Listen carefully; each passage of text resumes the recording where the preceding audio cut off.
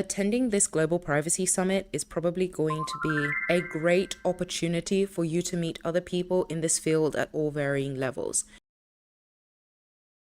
Hello and welcome back to Privacy Professional Training. So it's for me behind the camera today. The reason I wanted to do this special video is a couple of reasons. For anybody who is considering taking any of the privacy certifications, I wanted to show you the websites for the bodies that regulate the exams, and I wanted to show you like what the view looks like. So without further ado, I'm going to log into my own applications. So the exams that I've taken are the CIPP US, the CIPM, the AIGP, the CIPPE, the CDPSE, and I've also taken the exam portion of the CISSP certification. And you'll see what my designation is because I'm going to log into all of the platforms. I want anybody that is considering taking the exams to understand the platforms, what they look like, what their view might be, etc. So without further ado, let's go to the first one we're going to look at is the IAPP. And this is the International Association of Privacy Professionals. You can see the site here, and it looks like they've made some updates and launched a new username login. So I'm just going to log in.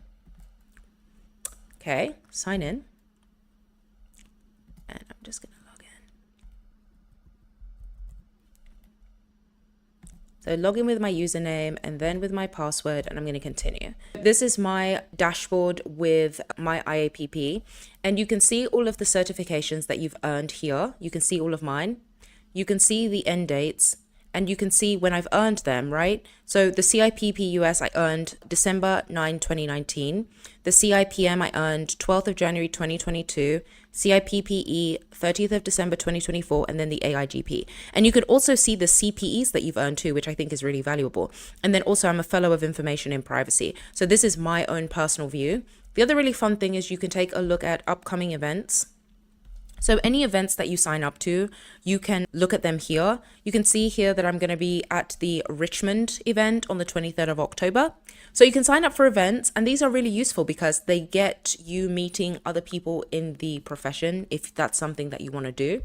And you can see the educational materials as well. And actually the IAPP does offer materials that you can purchase. So you can see here, I purchased the AIGP practical exam because that's really important to me. And I told you guys about this in the video, like I always purchase the materials that the IAPP does have because it's really useful for my own studies.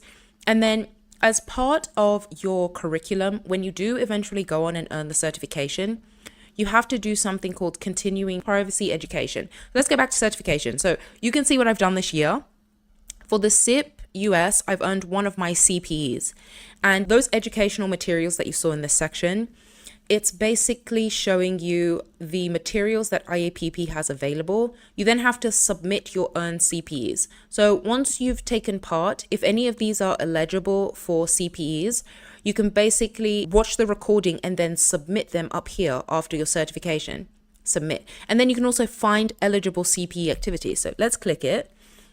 And then you get shown this IAPP Continuing Privacy Education Central. And what you can do is you can either watch an IAPP web conference from the comfort of your own home, or you can attend a conference, or you can participate in a KnowledgeNet meeting. And you guys saw that I'm going to be going to the Richmond one in October. So there's lots of ways that you can earn the CPEs. And once you've done them, you can please use this link to submit your form. And you basically get the CPEs. So I have a lot of catching up to do personally, but basically I just wanted to show you guys that that's what that looked like on the interface. So when you sign up for this thing, you have to pay dues. You pay a due. My personal certification term ends 31st of December 2025. So at the end of this year, I will pay again to continue being an IAPP member because it's valuable to me. And if you guys want to check out any of my certifications, take a look at the description below. You can see all the ones that I've currently earned. I just wanted to show you what this looks like if you've never taken any of the IAPP exams before. Okay, and if you have any questions about your certification status or exam, you can contact IAPP below here. So that's really useful as well. Let's take a look at newsletter. So you can see I'm subscribed to everything. So what this means is when you are an IAPP member, you can subscribe to different newsletters that are applicable to you. Now, my work involves me providing guidance in every jurisdiction. So I've subscribed to all.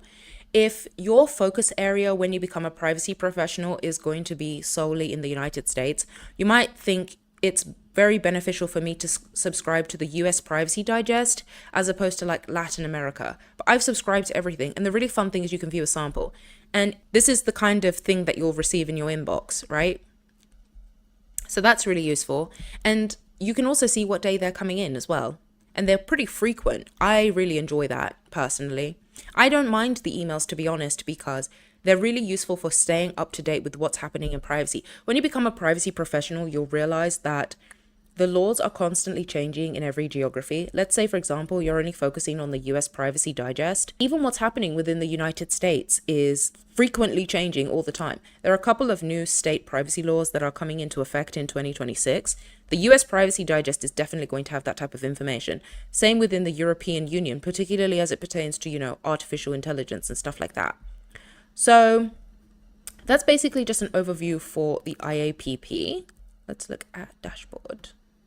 Okay, so on the dashboard, you can do a quick recap and it gives you the same options as on the left here. Certification, whatever certification you have, upcoming events if you've decided to attend any, membership, education materials, newsletter, and then in the profile and security, you can manage like your profile, whatever your password is, etc. So I just wanted to show you guys that this is really useful. The other thing is that I want to mention about IAPP that is great is even if you don't have a membership, you can go to their regular store. Let me try and sign out because what I want to show you guys is, let's go to it. Maybe it's in about. Okay, great.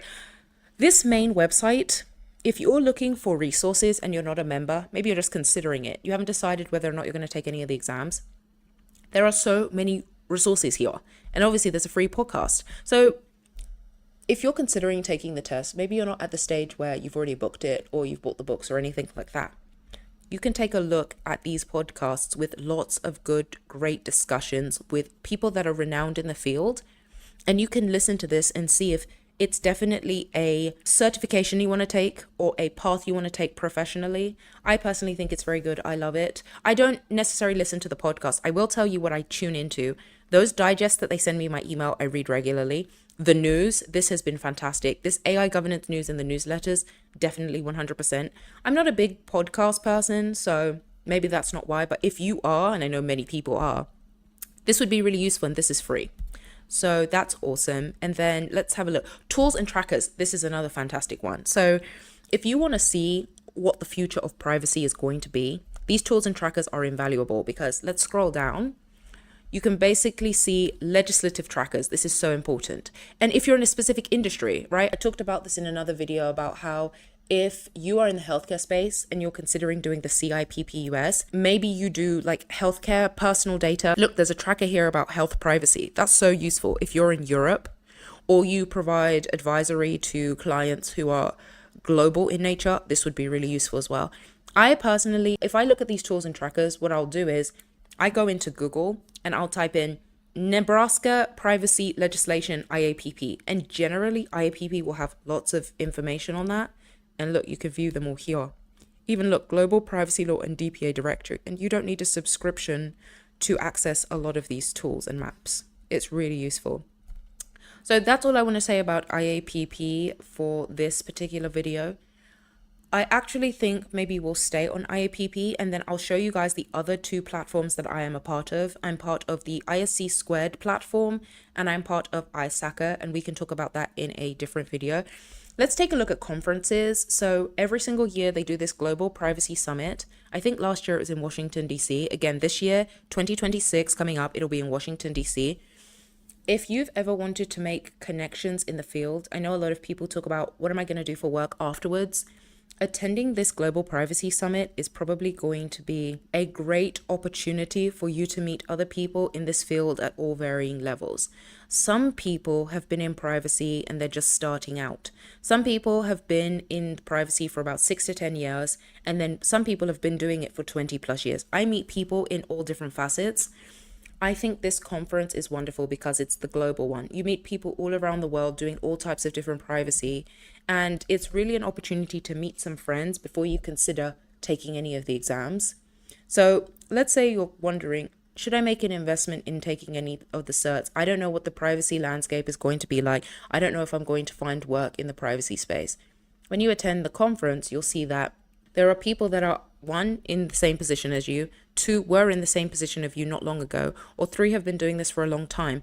And really and truthfully, your network is your net worth. So the more people that you know in an industry and you've decided, yep, I'm going all in, I definitely want to work in the data protection space, then I would seriously consider attending one of these global summits. If you can't attend this one, let's say you're not in the United States, IAPP also puts on conferences in lots of other geographies. I think I saw one recently that's going to be happening in Europe. Let me just quickly check.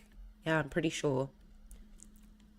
Is it this? Oh, great. Yes, exactly. So the AI governance, if you have clients who are in the artificial intelligence space, or you want to provide advisory to your regular clients who are embracing AI tools within, different business processes, there's this AI governance global conference happening in Dublin in June.